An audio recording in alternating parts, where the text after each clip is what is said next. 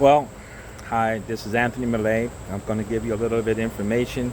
So many people calling me, telling me they can't get their heads quite wrapped around the news of the day regarding Afghanistan, regarding this COVID, regarding this fraudulent Biden administration. So let's start off quite candid and blank, okay? The situation in Afghanistan as of today, August 25th, is that the Biden administration has cut a deal with the enemy. They have violated the Uniform Code of Military Justice, Article 108, which is a court-martial offense for the displacement of military equipment.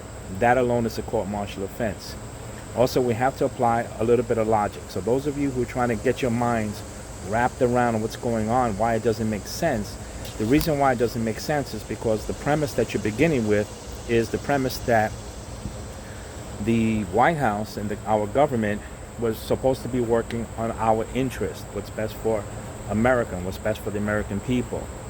So of course you can't get your head wrapped around it because nothing they're doing is to the benefit or to the best of America or the American people.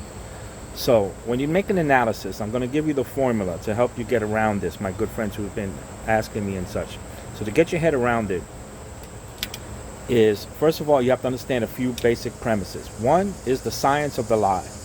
The science of the lie is, right, the mathematics of lying is that it compounds. So when you say one lie, you have to say a second, a third, and more lies compounding the first lie to cover it up.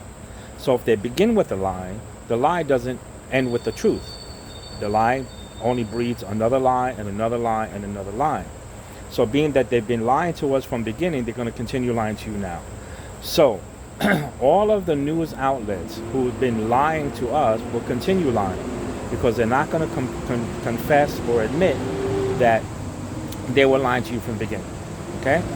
So because they were part and parcel of it. So that's one. So we're being lied to. So everything you're hearing is a lie, and begin with that healthy bit of skepticism. Second is that just some basic logistics and logic. In Afghanistan, right, or any what would happen in Afghanistan is that we have the United States government, this particular government, getting terms dictated to it from this innocuous term we call Taliban. There's no identification of who Taliban are. They're not an elected government. They're, a ragtag handful of people. Who is this so-called Taliban? Okay? So it's a gang of thugs with weapons, which leads us to the next thing. So in war, to the victor go the spoils, and in war, the victor dictates terms. We heard that Biden sent the director of his CIA to Afghanistan, the same place that just finished executing Christian pastors, all right, and other folks were getting executed and killed. Sent his director of CIA, a very valuable asset and target, right? No worries. In the midst of Americans over there being held hostage, and sent them over there to do what? To negotiate what? To negotiate money. That's all he's going to do there, right? How much money we're going to pay them. So what occurred in Afghanistan is not just a debacle, it was intended. Remember, in all analysis, you have two outcomes. So this is the formula, okay? This is the formula. You can only have two outcomes, the intended outcome or the intended consequence or the unintended consequence. So you want to wrap your mind around this. You want to ask yourself, okay, was it the Biden administration's intention to leave behind American citizens, American contractors, our allies, British and German and other contractors and soldiers, to leave them all behind and leave them stranded behind, right? To leave millions and millions of dollars of military equipment and hardware in violation of the Uniform Code of Military Justice, by the way, okay? That was the intention, to leave all that behind. Or was it not their intention? So we only work by the outcome. The outcome we know is that all of these things were left behind. So if it was unintended, then it was a debacle of the highest order. Okay?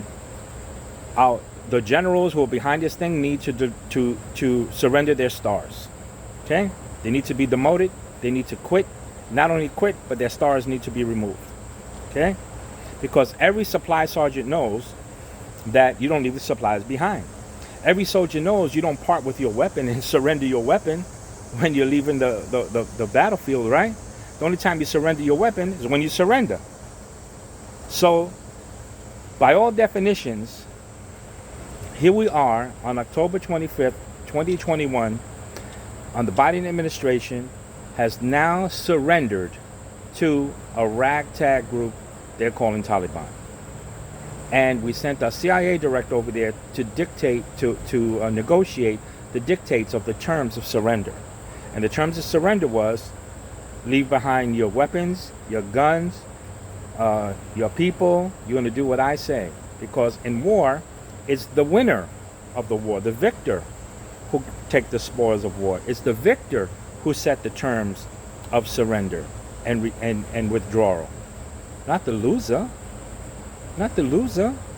So obviously, the dishonor, the disgrace, and the disdain that is being heaped upon the American people now and the American flag is perpetrated either intentionally or unintentionally. If it was unintentional, then the policy that they put forward was a fantastic failure, and therefore they need to be held accountable. If it was the intention, which is my conclusion, it was intended. And that's the charges that I'm laying on for history, and I'm recording this for history and for posterity, was this administration intentionally did all of what we're seeing here. Because there's no way you cannot foresee what occurred. Every military person knows, every logistician knows, every general, captain, private knows you don't leave your supplies behind. You don't leave your people behind, right? And everybody knows that it's the winner who dictate the terms. The Taliban don't tell us when we're leaving, how we're leaving, what we're going. Who the hell are they? Right? Who the hell are they? So, when President Trump finished saluting the returns of remains of soldiers killed in Afghanistan at Dover Air Force, and when they arrived at Dover Air Force Base, and obviously he probably met the parents and hugged them, and they asked them the simple question, why, what happened, how could this be? He probably had a meeting with his generals sitting around the table, and he asked a reasonable question. And the same question that he asked them, I'm asking you to ask yourself. How many 4-star generals graduated from West Point does the Taliban have, right? How many infantry battalions, aircraft, helicopters, fighter jets, right? Infantry, weapons, munitions, all of the things that we have, all of the resources of the United States. How much did the Taliban have for 20 years? The answer is none. The answer today is they have all of our stuff. So, how did they win? They didn't win. The only way they could have won is by our surrender. Okay? So peace at any price is a price too high to pay. So if they want to say, oh, because we wanted peace, that's too high a price to pay. We want to end to endless wars. Yes, we did, responsibly. So this administration has committed an act of treason and betrayal of unparalleled consequence than ever seen before. And so it's going to be up to us to turn around and reject this. Those generals all need to surrender their stars. Everyone in the chain of command needs to be demoted. Impeachment proceedings need to be begun against the entire Biden administration, the president, vice president, the entire cabinet. Speaker Pelosi is also behind this. Needs to be demoted and impeached out of the House. And the Constitution needs to be the supreme law of the land. And the enforcer of the law of the land is the people of the United States of America, is you and I, irrespective of what party affiliation you may have. This is a betrayal of the highest order. And I challenge anyone to dispute anything that I've just said here, factually. So my friends, connect the dots.